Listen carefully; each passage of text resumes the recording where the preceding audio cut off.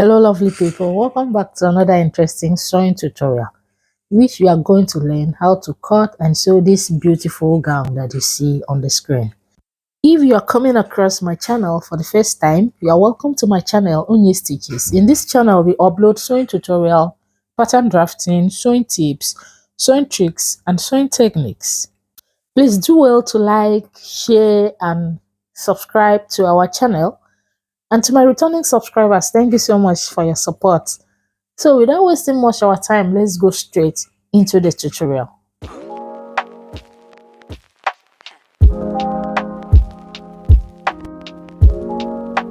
I'm going to cut my lining first before cutting my main fabric. So this is my lining. As you can see, I've folded it already. So I'm folding my lining diagonally because the upper part of the gown is a flare. So I'm folding my lining the way we fold for a half circle flare. And also I'm cutting my front part first before cutting the back. And first of all, start with my armhole measurement. So for you to get your armhole measurement, you need to divide your bust measurement by 6 plus 1.5. Whatever measurement I have, I'll mark it down as you can see me doing so. So the next one now will be for me to mark from that point to where I have my shoulder line. So for this project, from the shoulder to where I have my armhole is 7 inches. The next thing will be for me to measure my full length measurement. I need a full length of 59 inches for this project, but I'm going to minus the gathered part from the full length. So the gathered part will be 17 inches. So when I minus 17 from 59, I will have 42. So for this knee length, I need 42 inches. This is from the shoulder line now to where I have my knee length, which is 42. Remember, we are looking for 42 inches here. So I am happy with what I have. So I will go ahead and mark all the measurement now. The first line will be my armhole line, as you can see me doing so. So the next thing now will be for me to mark for the shoulder. Can you see? Then I will use my ruler to connect the points. That is my shoulder line. The next thing will be for me to mark from the shoulder to where I have my bust point. So from the shoulder to the bust point for this project is 11 inches. So I'm going to mark it down, as you can see me doing so. The next thing will be for me to impute my shoulder measurement on the shoulder line. So I will mark my shoulder measurement divide by 2. And I will also impute my neck measurement. I'm looking for a neck width of 4 inches. So I'm going to mark it down. I will mark a neck depth of 4 inches as well for the front. Can you see? Then I'm going to curve my neck line. You can use your free hand, but if you have your ruler, then you can use any of your curve ruler. So the next thing now will be for me to slope my shoulder by 1 inch. Then I will connect it to my neck width. The next thing will be for me to connect my shoulder slope to my armhole line.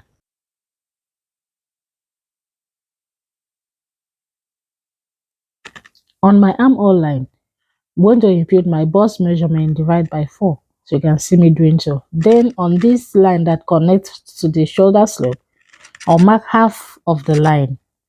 Can you see? Then I will come in towards my center front by half of an inch. Then I will use my ruler to plot my armhole curve. Can you see? On my bust line, I'm going to mark my bust measurement divide by 4 as well. So the next thing will be for me to mark my full length line. Can you see? So I will mark it all around, as you can see me doing so.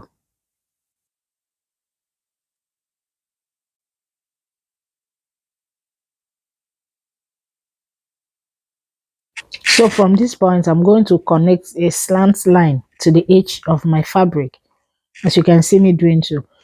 Now you can decide for your flame not to be that full, so you know how to slant the line, or you can make it this full depending on what you want.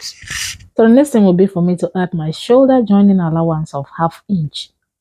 As you can see me doing so, I will connect the line. Can you see? I will add about 1.5 inches seam allowance only on my armhole line and my bust line. Then I will connect it to 1/2 length of my gown, as you can see me doing so. Since the gown is full already, so I still have some inches that I will use to sew it. So I'll just connect it to somewhere there, as you can see me doing. The next thing will be for me to go ahead and cut my fabric.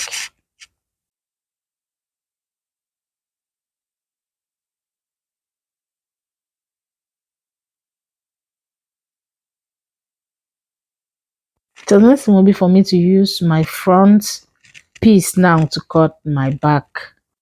I folded my lining diagonally the same way I folded for the front. Then I kept about 1.5 inches for my zipper allowance. Then I just placed my front piece on the lining, as you can see me doing so. I'm putting those things, scissors and my jotter, just to hold it in place. You can decide to pin it down. So I will go ahead and cut it. The only difference here is just that I had to keep about 1.5 inches for my zipper allowance, but the neckline is still the same thing since we are working on asymmetrical neckline. So let's go ahead and cut the fabric. So before cutting it on my main fabric, I'm going to eliminate this sharp edge by coming in from this point by 2 inches. Then I'm going to curve from my hemline to my side seam. That will help me to eliminate the sharp points. So to create the asymmetrical neckline effect, so after cutting it, I will place my back piece, that is the side for the symmetrical neckline, which is the left shoulder. Then I will place my front piece on top of it. I will make sure that I align it very well. I'm going to work on the lining before cutting it on the main fabric. So what I will do will be for me to go ahead and decide which side of the hand that I want the asymmetrical neckline. So I want the symmetrical effect to be on my left hand side. So what I will do will be just for me to place my curve roller. You can use your free hand. From the center of my neckline, I'm going to draw a line directly to my armhole, as you can see me doing so. I'll go ahead and cut it out.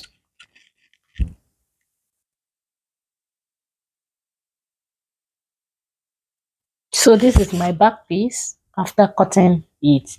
So I will place the other side of the back piece so that you will see how it looks like. So I've gone ahead to use the lining to cut my main fabric, as you can see. So now let's go into the sewing. So the first thing will be for me to turn the neckline and the armhole. So I will place my main fabric right side facing up, and then I'll place my lining right side facing each other. I'll go ahead and sew the neckline and the armhole. I'll do same to the back panels. So I've attached my linings to the main fabric. Can you see? These are the two back panels. And this is my front panel. Can you see? And I've ironed it. So the next thing I will do will be for me to attach my zipper. Remember, I kept about 1.5 inches zipper allowance. So I will go ahead and attach the zipper to my back panel. And for me to attach my zipper, I'm going to mark out my zipper allowance. And I will first of all determine where I want the zipper to stop. Then I'll join the remaining part of the back panel. So I want my zipper to stop at least 2 inches above the hip line. So I'll mark the point. Turn it this way, right side facing each other. So I will go to my sewing machine and join from here. This is where I want my zipper to stop. I will join it all the way down and I will install my zipper. I've installed the zipper. Can you see my zipper? This is my zipper. So after installing the zipper, the next thing I will do will be for me to join the shoulder. So I'm going to place my right side facing each other. I will attach my shoulder. After attaching it, I'll go ahead and attach my side seam on both sides. Then I'll bring it for you to see. So I've joined my side seam. Can you see? And I've attached the shoulder as well.